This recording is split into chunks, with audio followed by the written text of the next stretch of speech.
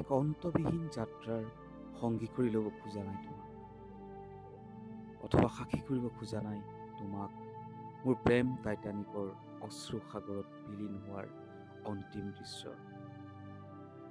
তুমি নামিব লাগিব তোমাৰ আপোন চিনাকি ঘাটত, কিন্তু কথা দিলো মই আহিম, পুনৰ আহিম তুমি কুশলে থকাৰ বাতৰি লৈ।